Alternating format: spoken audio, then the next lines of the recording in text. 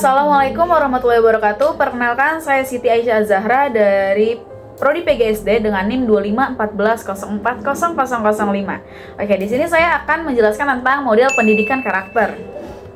Oke, pengertian model pendidikan karakter yaitu model pendidikan karakter adalah sistem penanaman nilai moral dan etika melalui berbagai pendekatan seperti integrasi kurikulum, mata pelajaran khusus, kegiatan ekstrakurikuler, dan kolaborasi untuk membentuk individu yang berakhlak mulia dan berkualitas, mencakup nilai religius, budaya, lingkungan, dan potensi diri.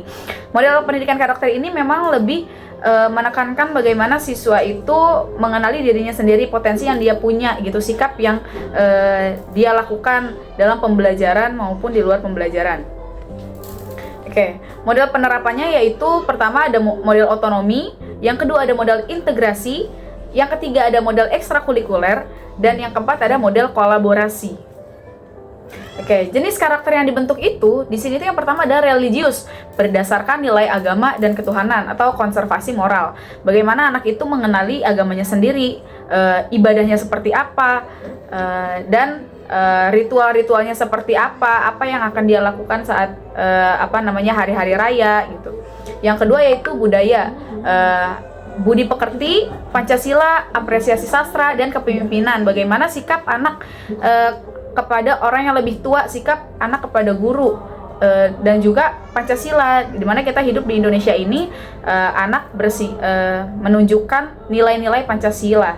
Yang ketiga yaitu lingkungan, yaitu konservasi dan peduli terhadap lingkungan. Bagaimana anak ini punya rasa simpati, rasa empati dia terhadap lingkungan dengan cara membuang sampah pada tempatnya, membersihkan tempat tidur, itu termasuk nilai karakter yang dibentuk dalam lingkungan.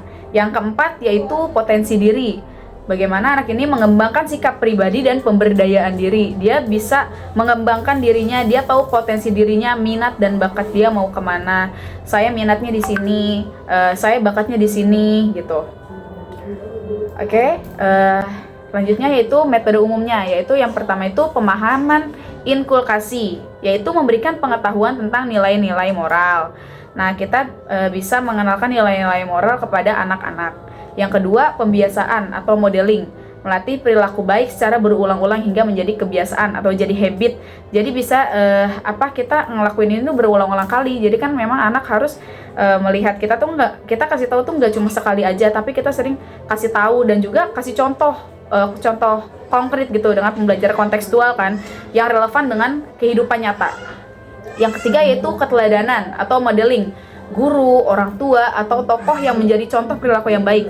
Jadi guru itu sebagai role model di sekolah, bagaimana memang siswa itu mencontoh gurunya. Jadi benar-benar guru itu menjadi role model saat di sekolah, dan juga orang tua. Jadi ada kerjasama antara guru dan orang tua, bagaimana cara mendidik anak itu seperti apa. Jadi orang tua pun juga harus berkesinambungan dengan yang guru ajarkan di sekolah. Dan juga tokoh-tokoh yang menjadi perilaku yang baik seperti ustadz, seperti tokoh-tokoh nasional. Yang keempat yaitu fasilitasi, membantu siswa mengembangkan potensi diri. Jadi dengan kita membuat siswa ini menumbuhkan potensinya, kita harus memfasilitasi bagaimana minat anak ini mau kemana, ya kita harus fasilitasi dia. Misalnya lebih ke musik, jadi yaudah kita fasilitasin dia lebih kemana, dia bisanya lebih minat di gitar, kita fasilitasin apa yang dia butuhkan.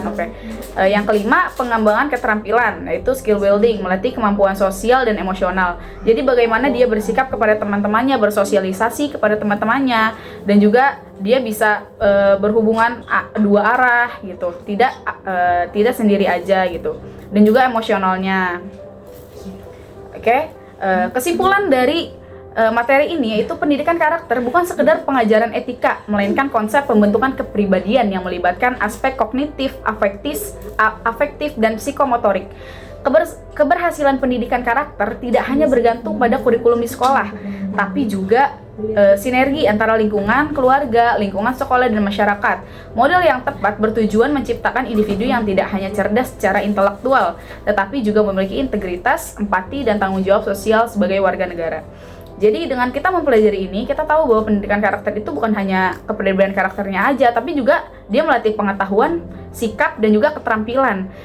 Dan juga di sini yang sangat berperan yaitu Tri Sentra Pendidikan yang sudah dikultuskan oleh Menteri Pendidikan kita pertama, yaitu Ki Hajar Dewantara. Bagaimana sekolah, masyarakat, dan keluarga itu berperan aktif untuk menciptakan generasi-generasi emas. Mungkin itu saja penjelasan dari saya, kurang lebihnya mohon maaf. Wassalamualaikum warahmatullahi wabarakatuh.